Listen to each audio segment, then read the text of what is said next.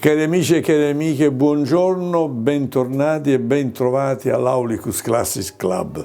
Sapete che ormai sono diverse settimane che ci incontriamo e siamo contenti che la musica che scegliamo e che vi presentiamo vi piaccia. Andiamo a sentire oggi il maestro Torossi cosa ci farà sentire e cosa ci racconterà.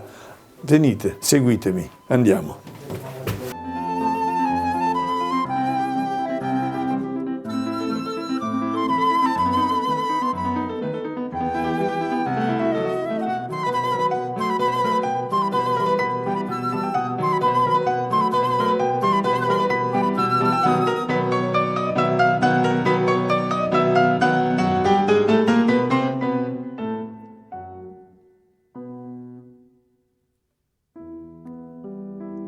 Allora, siamo di nuovo qua a fare i nostri giochetti e a divertirci e anche informare, perché le notizie che tiriamo fuori sono un po' particolari. Ma io poi dall'altro, questo è l'album che noi abbiamo pubblicato, sì. Con questo brano di Briccialdi che si chiama Works for Flute and Piano, perché lui era un musicista, mi pare, per quello che ne so io, di epoca recente, perché è nato nel 1818, una cosa così, e lui è soprattutto conosciuto per un brano, mi pare, di cui tu ci parlerai. Di cui vi parlerò alla fine del racconto. Però dico, lui ha fatto anche altra produzione artistica, penso, no? Che sono questi che abbiamo praticamente qui scegliendo, perché questo disco, poi ne parlerò dopo, è stato fatto su dei brani scelti dai due esecutori che l'hanno registrato, ma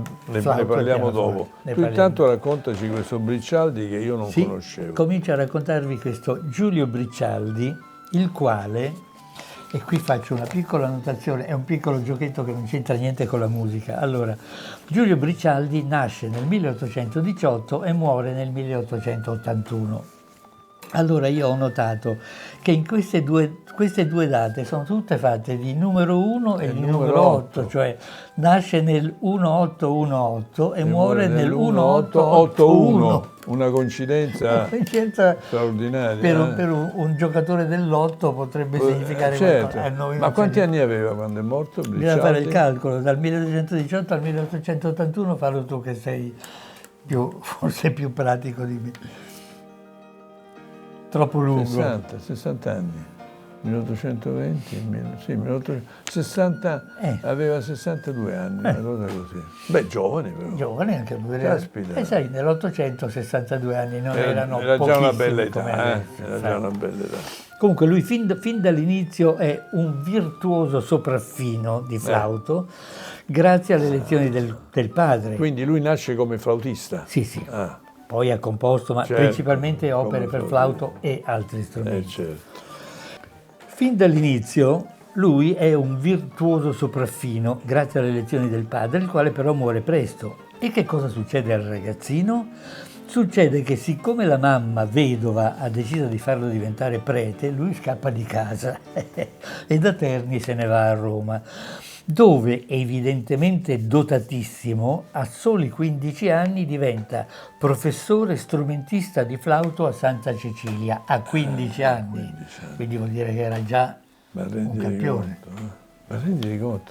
15 anni. A 15 anni ha avuto la cattedra a Santa Cecilia. E da qui parte una strabiliante carriera di virtuoso che lo fa girare come una trottola prima in Italia, poi in Europa e perfino in America. Era l'Ottocento, ma già attraversavano l'Atlantico sulle navi, mettendoci un mese magari. Andava. Ma oltre che solista, e questo è interessante, è anche un meccanico dello strumento. Tanto è vero che, oltre a perfezionarne il timbro e l'intonazione, riesce a migliorare il modello di Böhm, che era il più importante costruttore di flauti dell'epoca, allora popolarissimo, e con l'aggiunta della leva del si bemolle, che da allora si chiama la leva Briccialdi. Questo noi che non siamo flautisti non lo sapevamo. Non lo sapevamo, ma invece è importantissimo. Nel 78 ottiene la cattedra di flauto all'Istituto Musicale di Firenze, dove si sistema e rimane fino alla fine della vita, circondato da una corte di ottimi allievi che ha formato lui stesso.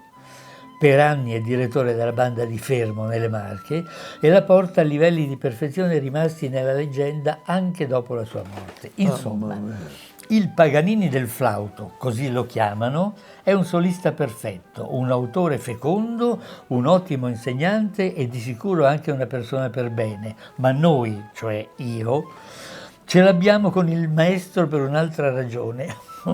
Una ragione, adesso lo dico e probabilmente mi odieranno, ma lo dico perché lo penso. Una ragione che ci viene ricordata a ogni manifestazione popolare, a ogni fiera, a ogni sagra paesana, dalla fisarmonica del virtuoso locale, dall'ocarina della maestra elementare, dalla prima tromba della banda del paese. Si tratta del motivetto più popolare e più odioso della storia della musica, sempre per me. Un temino che, Dio lo perdoni, il nostro Bricialdi ha composto e ci ha lasciato in eredità nei secoli dei secoli per tormentarci fino allo sfinimento. Il Carnevale di Venezia. E con questo concludo questa storia. Scusatemi la mia esternazione, ma è un pezzo che odio. Il Carnevale di Venezia, mamma mia. Chiudiamola qua. In tutte le storia. salse, in tutte le circostanze. Comunque, devo di Bricialdi, non sapevo che fosse un tecnico del flauto, sì, anche questo. Un meccanico del flauto. E questa leva Bricialdi si trova ancora oggi sui flauti che vengono fabbricati adesso. È entrata a far parte dello strumento moderno. Vedi. Ma allora ben per questo motivo mi pare di capire che Bricialdi e il flauto avessero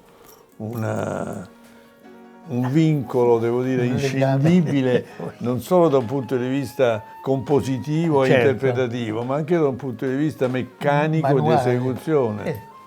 Allora adesso, sì, no, ma certo, a questo punto facciamo una pausa e dopo vi racconterò invece del duo che ha eseguito questo nostro album. Benissimo. A tra poco. Va bene.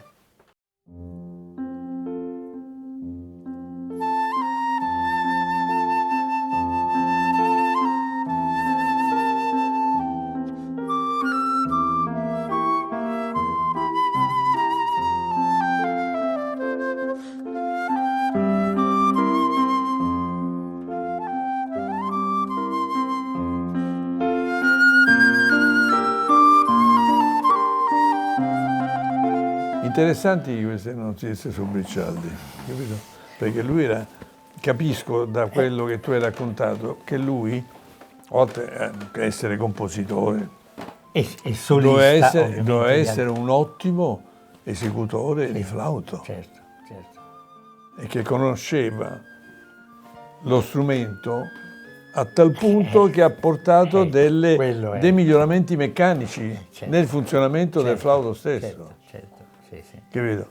E allora, siccome Bricialdi era veramente un ottimo compositore per flauto, questo CD che noi abbiamo pubblicato col numero 100 ha come interpreti due musicisti, di cui uno è un flautista, Paolo Dal Moro, che anche lui, forse come Bricialdi, ha alle spalle una carriera di flautista sin dalla giovane età. Certo. Capito? Certo. E infatti uno che si è diplomato con il massimo dei voti al Conservatorio di Torino, si è perfezionato con i migliori esecutori, flautisti dell'epoca, ha vinto il premio Lessona nel 1983 come miglior interprete di flauto e poi ha lavorato come primo flauto, cioè uno che evidentemente c'ha il flauto nel sangue, come ce l'aveva Bricialdi, perché il flauto è uno strumento,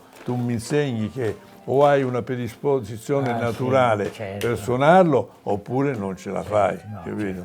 Invece il maestro Dal Moro si è esibito dappertutto e tutte le orchestre da camera in Italia, in Germania, in Francia, tutti lo richiedono, lo vogliono come solista perché con la sua esecuzione tutto il discorso musicale evidentemente acquista di qualità, di prestigio, eccetera. In questo disco lui suona il flauto e poi si avvale della collaborazione di un ottimo pianista che è Maurizio Fornero, il quale anche lui è giovane perché è nato nel 68, capito? Siamo qui, capito? Sono tutti quanti, tutti ragazzi. Ecco, anche lui si è diplomato brillantemente come organista, compositore d'organo, pianista, clavicembalista.